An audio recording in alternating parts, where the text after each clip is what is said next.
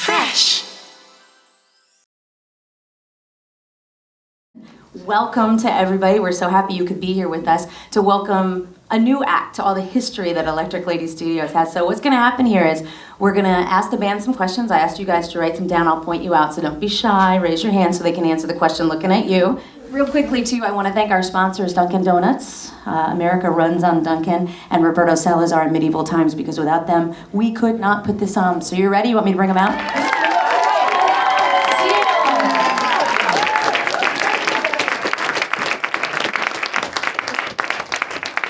Fabulous. So as you know, I'm going to ask you a couple of questions. The audience have written down a couple of questions. Since it's up close and personal, it's our chance. And actually, Juliana, you asked a question that I love to ask bands. Where's Juliana? I always ask guys, where did you first hear your first song on the radio? Because you usually remember where you were when you heard it. I think because it was somewhere really boring, like in our flat, like my flat in London. Because I think in the UK, it starts off really small, like in specialist shows at night. And so we knew it was coming, so we were like sitting around, got all our friends around, someone's going to be on the radio. But yeah, I remember, we also heard it. I remember the first time we were all together, we were in the tour bus and we were driving to a gig, and it came on and we were just really confused and didn't know what was appropriate. Turn it up, of course. We turn it off, do we sing along, who knows? No one teaches you this stuff.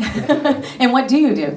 I think initially we probably turned it up and sat there in awkward silence. And then since now, like, well, when we were in, last time we were in the States, it was in December, and we spent a few days in LA, and we're driving around and it kept coming on the radio and it was a bit awkward. And then like Woody had done all these liners, so it was like, hi, I'm Woody. Yeah, that's the weirdest thing ever.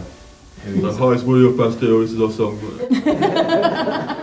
You think you'll get used to it someday, where it won't be so awkward to hear your music on the radio, be like, oh, here we are, this is awesome? I don't know, probably not, because it's still really bizarre. I think when you've made a song in a little studio with your friends and then it ends up on the radio in another country, I think you can never get over how weird that is. It's more awkward, I think, when you're in McDonald's toilets and then... I've always wanted to soundtrack your toilet experience, and now I have. Yeah. And of course you're up for a Brit Award, so in the UK you're a little more well-known. So here you're starting to get well-known. In the last week or so you've been on Saturday Night Live. Jonah Hill was hosting. Leonardo DiCaprio. DiCaprio comes out. What was that like for you guys? Did you get to meet everybody? Was it scary? Was it exciting? It was terrifying, but it was like, yeah, I don't know, it was nice and distracting having all these funny people, like funny as in actively hilarious, not weird. Being surrounded by comedians, and yeah, I mean everyone was so nice to us. We kind of didn't know how to react. Leonardo looks really good in person. Does he? He doesn't have a really giant head, because it kind of looks like he might. No. He's got a perfect head. And the girls just flock to him. You just want to stand behind him. The girls and me. The girls and you. And then you were on Letterman as well. Yeah, last night, which is crazy. It's just mad to, in the space of a week, to be able to play a quarter of our album on American TV on these sort of really famous shows. It's mad. We constantly feel like, who's made a mistake and let us know. Do people do a lot more for you now than they used to? Do they go get coffee for you and offer you stuff? No, which is nice. Thanks. It's always nice to have those. We're very, very lucky to work with some very nice people, but who offer to get us coffee and stuff. And we always feel really guilty, but then accept it. Mm-hmm. Of course. So Emma and Julia, where are you? They're right down front there. Describe each of the band members in one word. Sum each person up. Do you want them to sum themselves up, or have one of them do it? Dan, do it. One of you. Cobb's do it. He likes talking. Because he has a very statement T-shirt on, so I can see where you should definitely be the one to do this. Oh no. Do? Careful. Average. Alright. Okay. And idiot.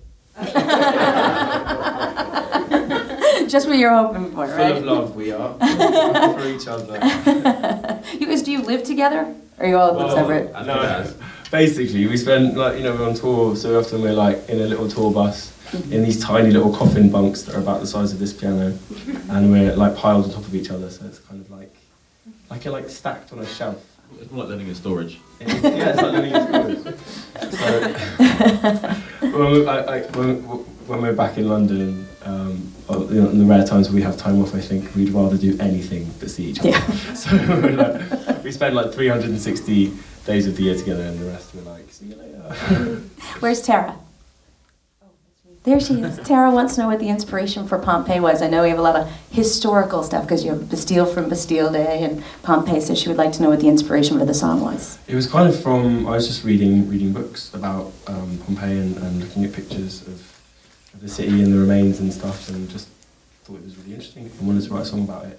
And it's kind of, I guess it was at a time where I was like I felt like my life was slightly in stasis and I was a little bit bored.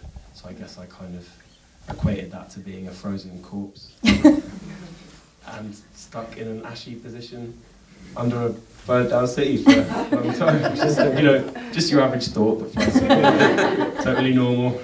And then it became a song. It became a pop song, which is a bit weird, but that's our life. And where's Sophia? Okay, Sophia, how did you meet? Because I know you started out solo, and then you brought the guys in. She would like to know how you met. We all met kind of in London, like post-university, and I met Woody. I didn't really know any musicians in London because none of my friends were in bands or anything. And me and Woody lived really close to each other, and he was a drum teacher at the time. He was flyering for like students through doors, and I was living with my mum. I did 2,000, I got 3. Yeah. But my mum like saw a flyer of Woody's and was like, "Ooh, he's a drummer. You should call him up." And I assumed that he'd be like 70. I don't know why. He is in spirit. Yeah. And then we sort of met and became friends and started playing together and met Will, and like Kyle like sort of was like a friend of a friend with whom we like met each other at parties and stuff, and I hassled him to join our band. And now you guys are hanging out with Leonardo DiCaprio. I know, weird, eh? Right? One day your flyers are out for a drum teacher, and the next you're on Saturday Night Live with Leonardo DiCaprio. We call it hanging out, he calls it stalking. At least you got a signature on the restraining order. Yeah, exactly. You got the autograph somewhere. That's one way. And we're going to finish up because I loved Marina's question. Where's Marina? Marina, Dan, she wants to know, Dan, what conditioner you use on your hair. Conditioner. I don't use conditioner. Because you've got rock and roll hair. Oh, thanks. I don't use conditioner. Is that bad? Is that a bad thing? I don't know. Is that healthy? Is that healthy? His hair looks pretty good. Something's working. Yeah, I know.